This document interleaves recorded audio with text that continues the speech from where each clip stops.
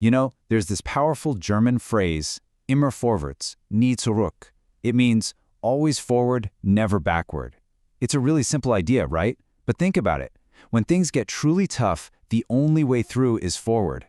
So that brings us to a really big question, one we're going to dive into. What is it that gives us that inner strength to keep going when the odds are just completely stacked against us? What makes us push on when it feels like everything is lost? It's something every single one of us has probably asked ourselves at some point. And to try and find some answers, we're going to look at 4 incredible stories. 4 totally different lives, each one staring down their own, impossible moment. We're going to meet a farmer with a faith so strong it's almost unbelievable, a tiny bird terrified of the sky, a president who redefined what it means to be free, and a pilot lost and alone in a storm. Okay, so first up, let's talk about a farmer named Lencho. His story, wow, it's such a powerful and honestly kind of ironic look at what absolute faith really means. Just try to imagine this for a second. Your entire livelihood, everything you've poured your life into, just gone. In 1 hour. That is exactly what happens to Lencho. His fields are totally destroyed, his family is facing starvation. But what does he do? He doesn't give up. No, he does something pretty extraordinary. He sits down to write a letter. And who do you think he writes to? Yeah, God. And get this, he's not asking for a lottery win or anything. He asks for a very specific amount. 100 pesos. It's the exact amount he needs, just enough to replant his field and feed his family. I mean, that's how direct his faith is. It's that simple and that powerful. Okay, so here's where the story takes this incredible twist. The postmaster gets the letter, and he's so moved by this guy's faith, he decides he's going to answer it. He gets his employees to chip in, and they manage to scrape together 70 pesos. And this is the crazy part, when Lencho gets the money, is he grateful? Nope. He is furious. He actually accuses the post office workers, the very people who just helped him, of stealing the other 30 pesos.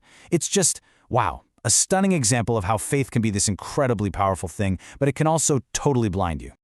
So, Lencho's story really shows us how complicated faith can be. But let's shift gears a little bit. Let's talk about courage. And we're going to look at it in 2 totally different worlds. One, the huge struggle for a nation's freedom, and the other, a tiny bird's terror of taking its very first flight. I mean, if anyone knew about courage, it was Nelson Mandela. After 27 years in prison, after leading his country out of the darkness of apartheid, he gave us this incredible definition. He knew that being brave doesn't mean you don't feel fear. Not at all.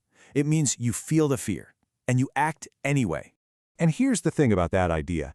It's not just for world leaders and historical figures. It's a universal truth, right? It applies to every single one of us, whether the challenge is massive or something deeply personal, like, say, the fear of taking a big leap into the unknown. And you can see this exact same principle playing out with this little seagull. Picture it. He's on the edge of a cliff, just paralyzed by fear. All his brothers and sisters have already flown off, his parents are calling for him, but he is just frozen. It's only when he gets so hungry that he can't stand it anymore that he finally jumps. See, the fear didn't go away, he acted in spite of it. And in that one moment, he doesn't just learn to fly, he learns he can soar.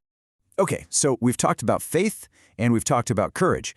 But what happens when you're just completely and utterly lost? When you feel like you've used up all your faith, all your courage, and you're still stuck in the dark? Well, that's exactly where we find our pilot. So this guy, he's flying his old Dakota plane back home to England. He's thinking about his family, about getting a big English breakfast, and then, boom, he flies straight into this massive black storm cloud. Suddenly, nothing works. His compass is just spinning wildly. The radio's gone completely silent. He has no idea where he is, which way is up. He is just completely, terrifyingly alone. And then, out of nowhere, another plane just appears next to him. A strange, black airplane with no lights on its wings.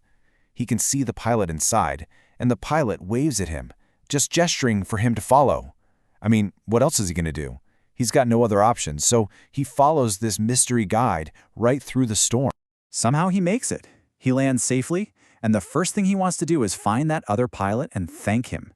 So he rushes over to the control tower, asks the woman there, where did that other plane go, the black one? And she just looks at him, totally confused, and gives him this chilling answer. No other plane was flying tonight. Yours was the only one I saw on the radar. So who was it? A ghost? Some kind of guardian angel? Or, and this is a fascinating idea, was it his own powerful will to survive, just creating a guide for him when all hope seemed lost? The story never tells us. It just leaves us with this incredible unanswered question about where help really comes from when we're at our lowest point. Okay, so let's pull all this together.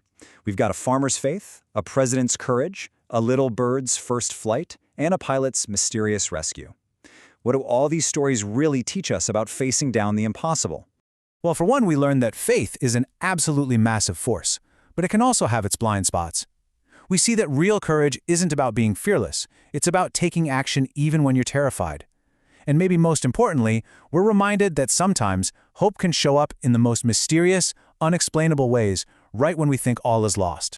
And that brings us right back to where we started, with that German phrase, always forward, never backward. Every one of these characters, in their own unique way, lived that idea. They were faced with impossible odds, but they didn't turn back. They found a way, somehow, to just keep moving forward. And so that really just leaves us with one final thought. A question for you.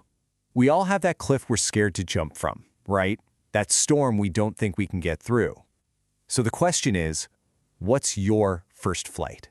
What's that fear that's just waiting for you to face it down so you can finally, truly soar?